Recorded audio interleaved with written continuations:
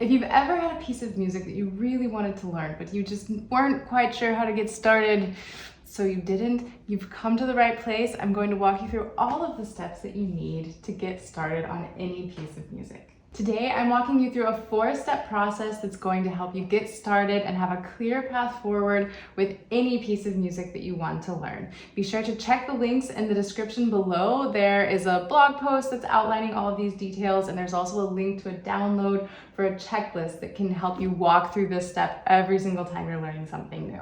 So that you can see really clearly how this process works, I'm going to walk step by step through a piece called Morning Prayer by Tchaikovsky. Sheet music for this piece is also included in that checklist, so if you want to learn this piece alongside the video, then you have that ready to go as well. First things first, we want to look before we leap.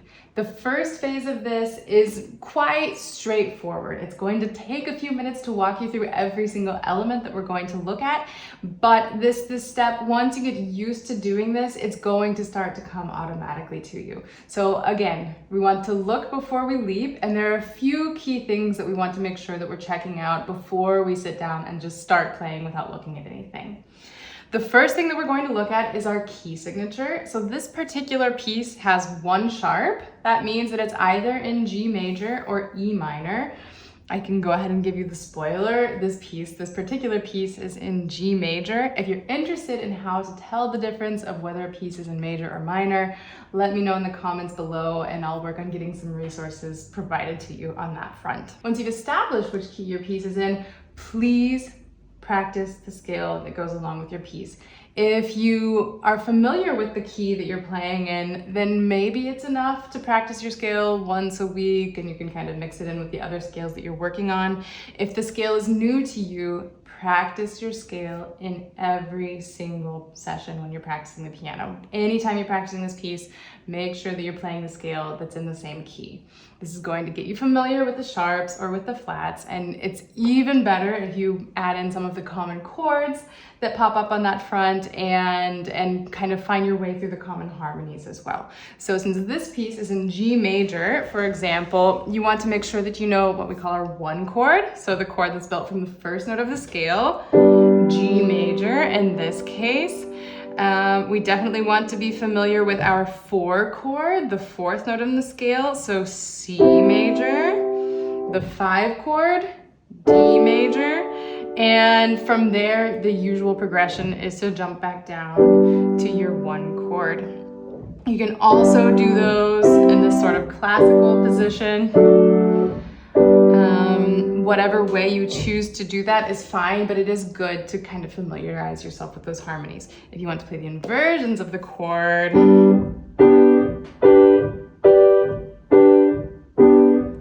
that's also an advisable step. The chords may not appear in exactly that form inside your piece, but it's always good to be really familiar with the key that we're playing in and to get more and more familiar with those common chords that will be inevitably popping up a lot in our music. Once you're familiar with the key and the scale and chords, then you need to check out your time signature. Here in this particular piece, we have 3/4 time. If you don't know what that means, then you also need to kind of figure out what's going on with the time signature. So 3/4 time is a fairly common one. It means we have 3 beats per measure, and the quarter note is our main beat that we're counting. That's our main pulse in this piece. Third bit of information that you should be checking out is your tempo marking, your tempo indication. This piece is, at least in this edition, marked as lento. That means slowly. And just because you check the tempo indication doesn't mean you're necessarily going to play in that tempo. If you have presto, which means very, very fast, or prestissimo, very, very, very fast, you don't need to sit down and immediately be playing in the tempo, but it's always good to sort of gauge what you're working towards in the long run. This can also help inform the character of the piece and give you some initial ideas of what you can be looking for as you're playing. You can absolutely also stop to think about pedal as you're going through this entire process, and maybe there are pedal markings in your music. A lot of times using the pedal isn't actually explicitly marked in our music, and so then there's also this element of playing around with things and figuring out what we should do there. When I show excerpts from the piece, I'm going to be using pedal just because for me at this point it's second nature to be playing with pedal in a piece like this, but that's always very much your call pedal, what you're comfortable with. Even if pedal's marked, you don't have to use pedal in the early stages if it's something that feels uncomfortable for you. It is better to start using it sooner rather than later, just so that you start to feel comfortable as quickly as possible, but don't feel like you're making some sort of tragic mistake if you don't use pedal, or if you do use pedal. This is very much a spectrum of things that you can take into consideration as you're working through new pieces. Then finally, really the longest step in phase one is to just scan through the music and notice what you see. Just ask yourself, what do I see? What notes are happening a lot? Are there any patterns that pop up? Do I see any intervals that are showing up over and over again? Do I have extra sharps? Do I have any natural signs? Or do I have any flats that are popping up along the way? Do I see any patterns? Do I see any rhythms that are happening over and over again? And it's also important to have all of those things in mind, because that's going to help inform how you approach phase two. We'll get there in just a second. So really fast, before we move on to phase two, let's just practice this process with this piece from Tchaikovsky.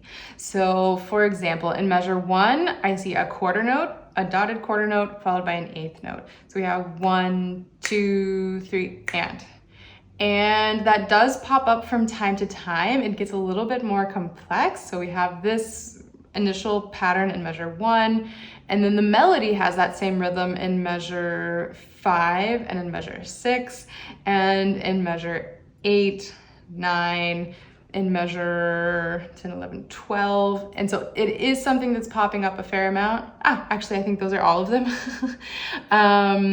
So it comes back over and over again, at least in the first half of the piece. So it's good to be familiar with that. If there are any rhythms that seem unclear, it's not necessarily a fun step, but it does help just kind of stop and count and clap that, or tap it out, or read through just 1 or 2 measures with one hand alone, so that you're really comfortable with the material that you're going to be needing to play in phase two. So those are rhythms. I see a lot of thirds in this piece. In the right hand, occasionally a fourth, occasionally a sixth, and the left hand has lots of fifths, octaves, very typical things for the left hand, really. Some sixths, some fourths, but a lot of fifths and octaves. So it's also good to be prepared for that. We're starting above our landmark F in the bass clef, and the left hand wanders around a little bit. And we do have some ledger lines that pop up. So in the second line in this piece, we need to be reading some ledger lines as well. Those aren't always really straightforward.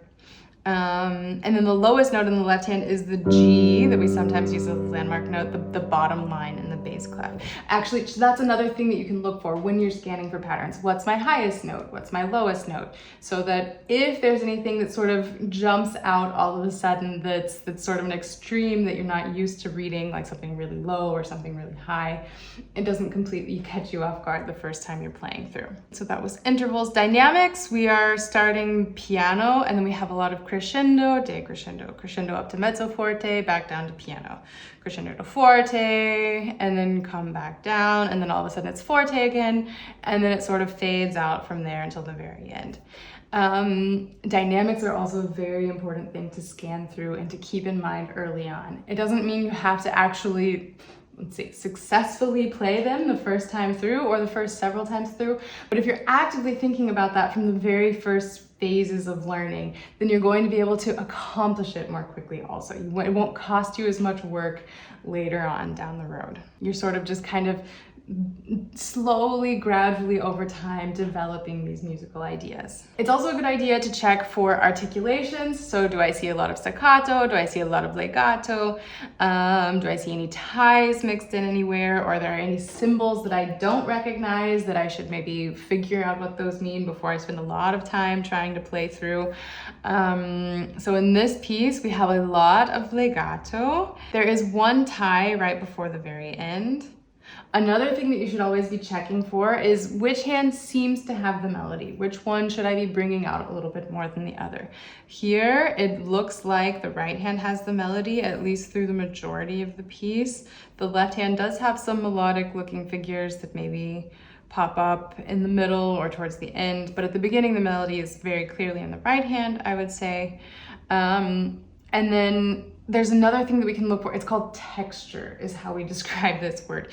And basically it starts with lots of blocked chords, and then as we move throughout the piece, we have that each hand is kind of playing repeated notes or playing notes that move around while another finger in the hand is actually holding notes. So that could also be a technical challenge as you're approaching this piece. Scanning for fingering is also a good idea. It doesn't mean that the fingerings in the music are necessarily the best fingerings or that they're going to be really comfortable for you, but having a general idea of what's happening with the fingerings before you start is also a good idea. Once you've completed that initial scan, then you're ready to sit down and play through for the first time. If you want to do that initial scan away from the piano, so you're avoiding the temptation of playing a lot of things, that can also be a wise way to approach this. There's no right or wrong. If you want to sort of tinker around with a few things while you're doing the scan, and so you want to be able to play at the piano also, it's your call. It's whatever feels more comfortable to you. Then, with this information, now you have to make a decision.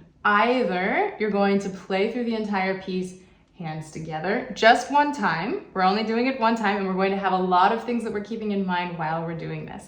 So you need to decide how difficult you think the piece looks, and do you think you can get through at least 70% of the piece fairly comfortably in a slow tempo. We're not going full speed yet. We're not worried about going really fast in this first run through. I just always like to get a really kind of bird's eye view, because once we have this bird's eye view, we have to put it under the microscope and really get to work on all of those fine details. And if we don't have this overview before we do that nitty-gritty work, learning pieces becomes extremely frustrating. And so it's important that you decide if you're going to do this hands separately or hands together. You can also say, I'm going to do it hands together, and then you realize, it's a little tricky, and then you go back to the beginning and you play through your hands separately. There's no right or wrong answer necessarily. It kind of depends on you and what you've been learning and what you're hoping to learn from a given piece. The nice thing about doing it hands separately the first time through is we don't have as much to think about. We don't have as many things that we need to be sort of micromanaging and really controlling. So it's your call. If you feel like it's a piece that has a lot of interaction between the hands and it's going to be very frustrating to read through hands separately in the beginning, start hands together. It's really, there are a lot of different factors that go into this. It's your decision. This is your call. It's your piano journey. No one can tell you what you have to do. You're here of your own free will, and I'm going to leave that decision up to you. Once you've made your decision, it's time to start playing. So I'm going to walk you through this hands separately so you can see step by step exactly what I want you to be keeping an eye out for. It's basically going to be kind of rehashing the ideas that we talked about already. You're going to keep an eye out for what's tricky, what is repeating, what's maybe new information. Are there melodies that pop up that change? Are there things that start the same and develop differently? Again, we're just trying to get this bird's eye view of the piece and kind of start to sketch out what's going to be really comfortable in this piece and what is going to be helping me grow and develop as a pianist. So what's maybe going to be giving me a bit more trouble. It's just important to kind of mentally earmark those points in the piece so that we're ready for phase 3, because phase 3 is all about processing the information that we have after this first run through, just one time. We're starting with the right hand, since that's our melody. It's always nice to hear the melody when we're getting started. And it starts with a third. We have G and B.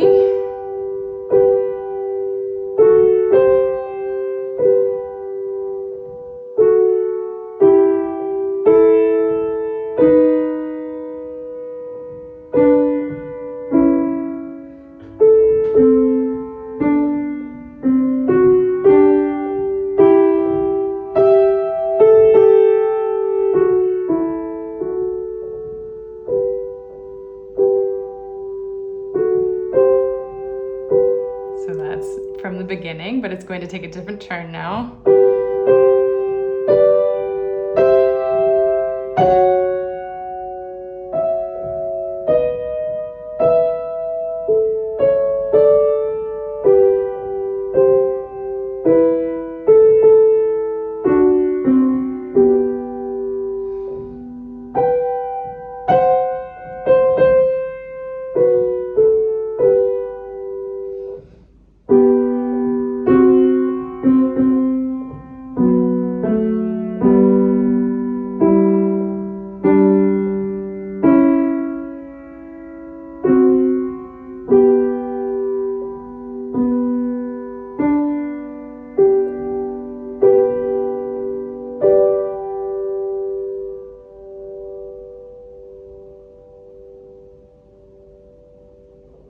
So what I noticed is we sort of have an opening melody, it develops one way, and then the melody comes back, but it takes a different turn. And then, so those are like two really long phrases.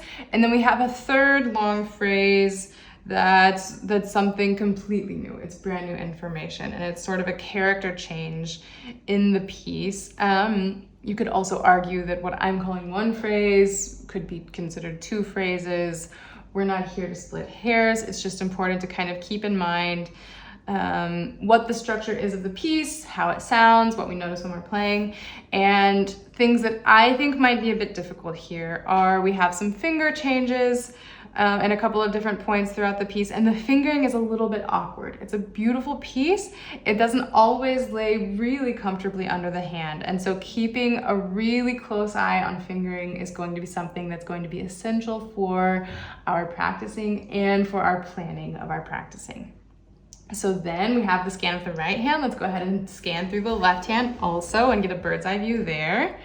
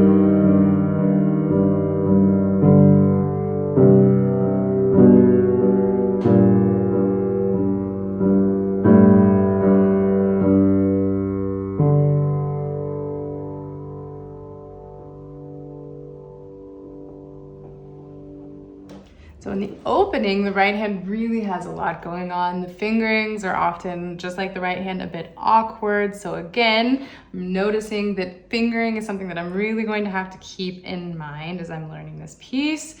But then at the end, in this third final phrase that I mentioned before, the left hand doesn't have a lot going on, but it does have these eighth notes and holding notes with the top fingers, and the fifth finger is repeating this G the whole time. And that isn't always a super simple thing to coordinate. So again, important to keep in mind. Then from there, if you feel like it went really well with this initial read through and you tried hands separately and you really want to see how it goes hands together, you can do that too. For the purposes of time, I'm not going to walk through that just now. We'll hear the entire piece a little bit down the road. So now we have our bird's eye view. We have sort of this overarching glimpse, and now we know, okay, this particular piece is 24 measures long, and now that we have this initial feedback, this initial information, we've seen how it feels to sit down and play it, because a lot of it is also just getting this feeling for how does it actually feel to play this. I know that this is what I saw. How is it going with the reading? How is it going with finding the notes, with playing, with the fingering? And what are the things that give me trouble? Now that we have all of that information, it's time to come up with our plan of attack. So we have this piece. It's 24 measures long. I'm considering it to be 3 long phrases. Maybe you want to consider it 6 shorter phrases. However you choose to approach that. That's also, we kind of want to start thinking structurally about the piece so that we know where all of the moving parts fit in. This is where we get into phase 3. Phase 3 is all about coming up with a plan. You have gotten this bird's eye view, you see everything that how all of the moving pieces sort of fit together, and you can sort of start to see, okay, I can tell that I'm gonna have some troubles there and there, but this actually went pretty well. And it's just kind of thinking about all of those elements, because if you spend a few minutes, it doesn't have to be a lot of time, but if you spend a few minutes just thinking about how you're going to approach the piece in the short term, day by day, but also long term and where you're headed, then you can start to practice a lot more efficiently. And you also, since you have this bird's eye view, it's not always this really frustrating process. Because even now, I have been playing piano for how many years? Like 25 years I've been playing piano. Even today, if I don't go through this process, after 25 years of spending hours and hours and hours at this instrument, when I learn a new piece, especially a big piece that I find a little bit intimidating, if I don't go through this process, it always feels like walking through a cave with a really tiny flashlight. And you don't really know if there's like a monster hiding in the shadows that's gonna jump out and get you. Like it's this very uncomfortable feeling, I think. But if we are disciplined and we do these initial steps, then we can enjoy that journey so much more, because we already have this scan. We know there are no monsters anywhere, or we know where the monsters are and we know how to work with them, right? We find the tricky spots and we can start immediately problem solving. And just if we have this overview, learning doesn't feel so complicated. So that you can understand how you're going to approach phase 3, let's stick to this Tchaikovsky and walk through it step by step. The same things will apply to longer pieces as well, whether it's 2 pages, 3 pages, 6 pages, 12 pages. The same elements always apply in our practicing. We always need to be problem solving, and that will be phase 4 actually. But it is important to come up with some sort of initial plan. 2 words of caution. 1, be disciplined about going slower than you think you need to, especially when you're playing hands together, because that's the biggest thing that will trip students up when they're learning a new piece. And 2, sort of along the same lines, it's better to be conservative when you're planning out and charting out how much you want to learn in a given day. If you choose a small chunk and you really make good progress with a small section, initially it might take you a little bit longer to get through the piece, but you're going to have this sense of accomplishment. You're going to be able to say, okay, I accomplished what I wanted to. I set out to learn these 2 measures really well, and I did it. And then after that, you can play through as much of the content as you want. You can play through the entire piece. You can make sure that you're sort of gradually developing those things and be making progress there also. Keeping those things in mind, I'm going to now show you sort of a sample practice plan for this piece. So we have 24 measures, and I think that I would like to master the first phrase in week 1, master the second phrase in week 2, and master the third phrase in week 3. And it's entirely possible that you would be able to do this much more quickly. Maybe you can do a phrase a day. Maybe, I don't know. It depends on you and your background, and if this piece is difficult for you or if it's quite simple and straightforward for you to learn. Again, it's always about taking this information and applying it to you. And like I said, our goal here is to start small, take our time, not feel pressured to learn things overnight, because that's not how life works, and devise a practice plan that's actually going to set us up to enjoy what we're doing and not feel really pressured and like we have to work really hard the whole time. So if we're going to approach this by learning a phrase per week, we have 3 long phrases, and each phrase is then roughly 8 measures, I believe. 8 measures. Now, if we were saying that this is linear math and we have 8 measure phrases and we want to master 1 phrase per week, that roughly comes down to 1 measure per day. But this is not a linear process. So let's think about how we can really approach this in a way that's actually going to be setting us up to master the entire piece in this time span of, let's say that we have 4 weeks in total. So a week for phrase 1, a week for phrase 2, a week for phrase 3, and then a week for bringing all of that together and really kind of polishing the piece as a whole. That doesn't mean that you're only going to play 1 or 2 measures on day 1, and then you're only going to do the first 3 or 4 the next day, and then the first 5 or 6 the next day. That's not how this is going to work. But how I would suggest approaching this, every single day you can repeat this step of the bird's eye view, because it's also nice to see that day by day by day you're slowly inching towards your goal. And then it also helps you start to notice the progress that you're making in between sessions a little bit better. So if I were learning this piece, and let's say that this piece were roughly at my level for this point in time, I would start by playing the right hand all the way through, playing the left hand all the way through, and starting to get really strict about fingering and rhythm as I'm doing that. And just one time through, maybe twice if you really want to get a little bit more experience playing it hands separately, really keep ironing those things out. I like to do that at the beginning just because, again, I like to have this mental image of the piece really fresh in my mind. Then my goal in week 1 is to really master the first phrase. And so then I would start on day 1 by making sure that I really am very clear on the first 2 measures. And so I would do as many times as I needed for the right hand, maximum 10. It is good to set a maximum, otherwise we can sort of spin in circles, and then we have the law of diminishing returns, and then we just end up very frustrated and don't feel like we've accomplished anything. So I do recommend setting a maximum. And so practicing the right hand, making sure that I'm really clear on the notes, really clear on the fingerings, really clear on the rhythm. And it's all piano there, so if I can keep that in mind as I'm practicing the right hand on its own, that's also great. And then I would repeat that process for the left hand and make sure that I'm really comfortable with all of the changes in the left hand, and then put the hands together. And putting the hands together takes more time than doing the steps hand separately. So I would prefer that you don't do too much hands separately and do a little bit extra hands together, just because if you're able to do that, it's going to help you with the coordination down the road also. So that's week 1, day 1. Then week 1, day 2, you're going to sort of start the same way. So play the right hand the entire piece, play the left hand the entire piece, and review those first 2 measures.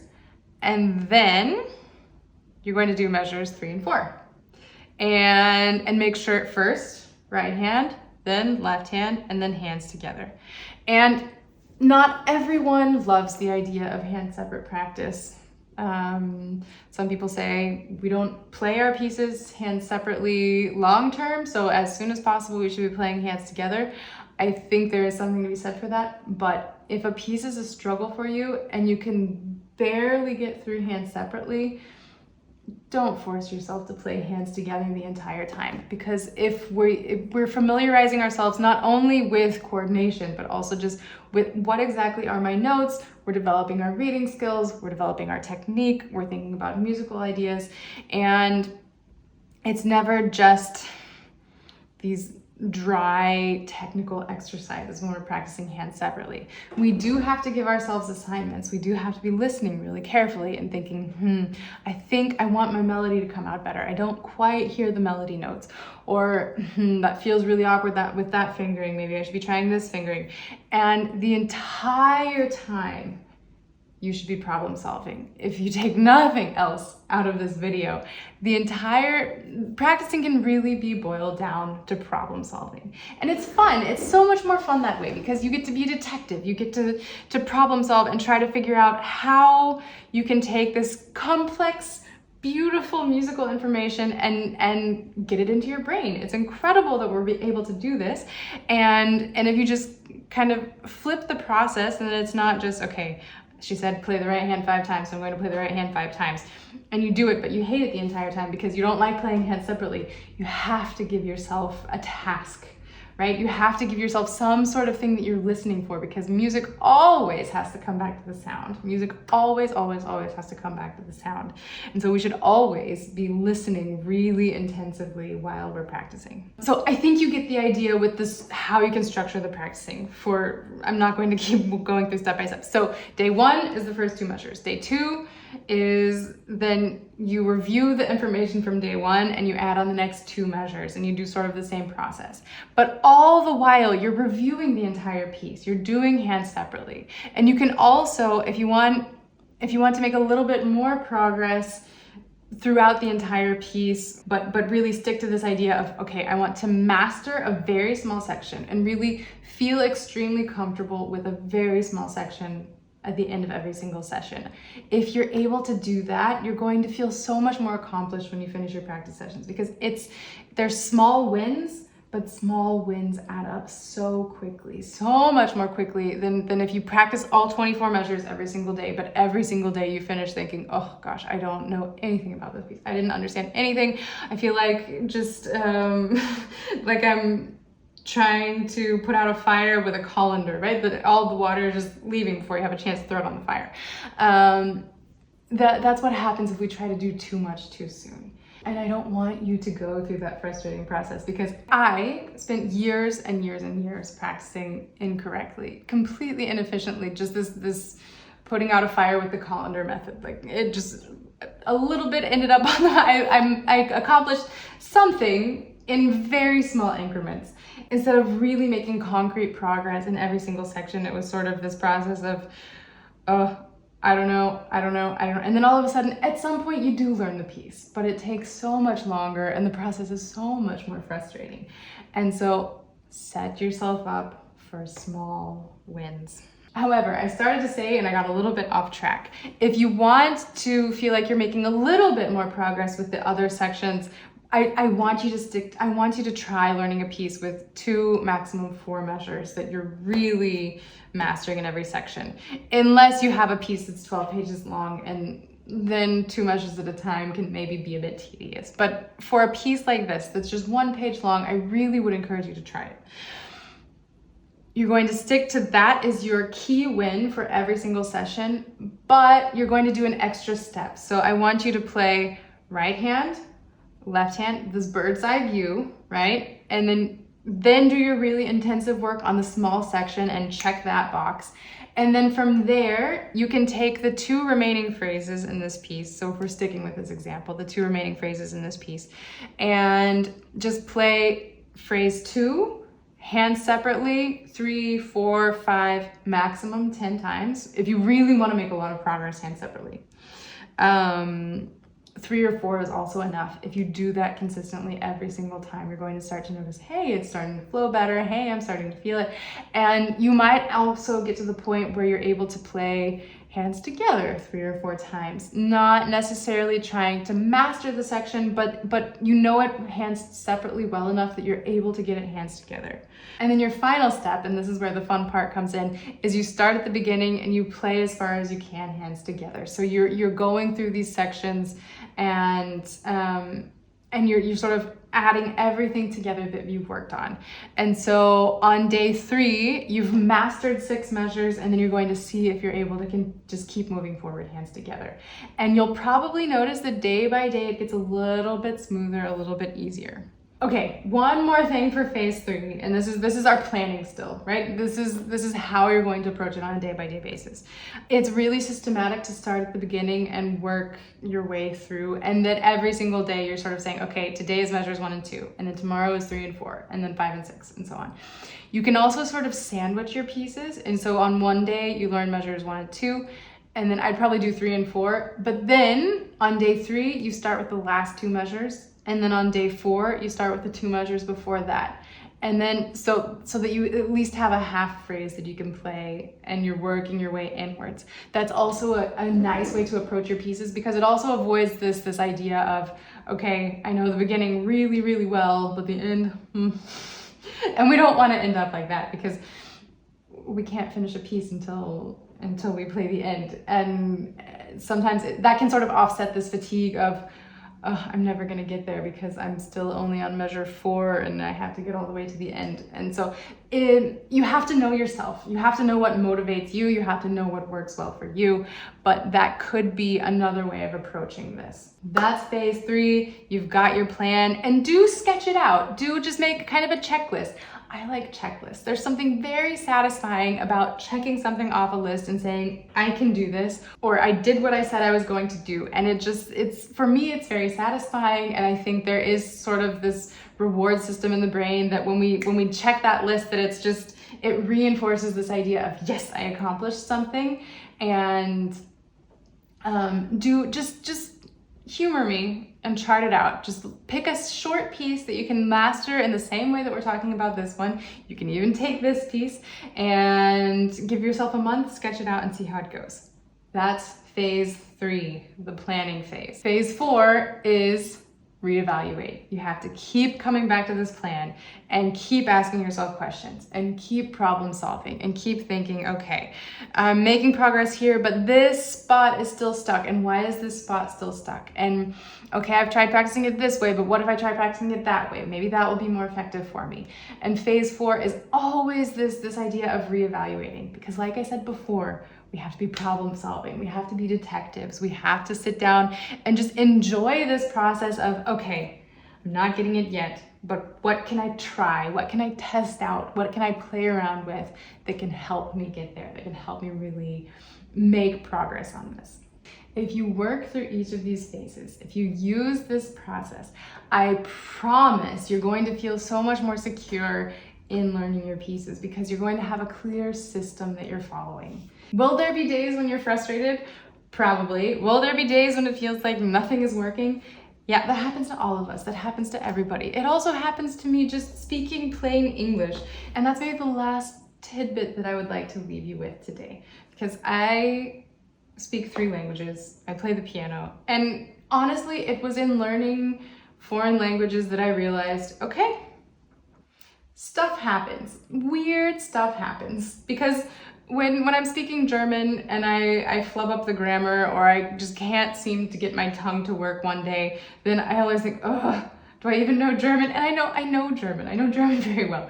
But it was when I realized, okay, it happens to me in English also, that I started to realize, okay, we all have off days. Because it's not that I don't know English. English is my native language. And then I started to think, it's really the same thing at the piano. There are so many parallels between languages and learning instruments, and I love learning and how the brain works, and I find it all fascinating. But if there's nothing else that you take away from this video, there will be off days, there will be moments that are frustrating, and it doesn't mean that you can't play the piano, and it doesn't mean that there's something wrong with you, and it doesn't mean that you should just give up completely. It just means, okay, it's time for a break, it's time to sleep, it's time for a cup of coffee, it's time for a glass of water, whatever you need, and just take a break and come back later that day, or come back tomorrow, or take a week off if you need to. And that's just a natural part of the learning process. With all of that said, I hope you can see how you will be able to apply this system to your own practicing. Like I said at the very beginning, there's also a blog post available that summarizes all of this information if you like reading things instead of watching and listening. There's a link to a checklist that has it all nice and neat, and there's a format that you can use to apply to learning any of your own pieces, and of course the music for our Tchaikovsky here. So I will play through the piece once for you so you can hear how it sounds in case you are interested in learning it. It's a beautiful piece. And until next time, happy practicing.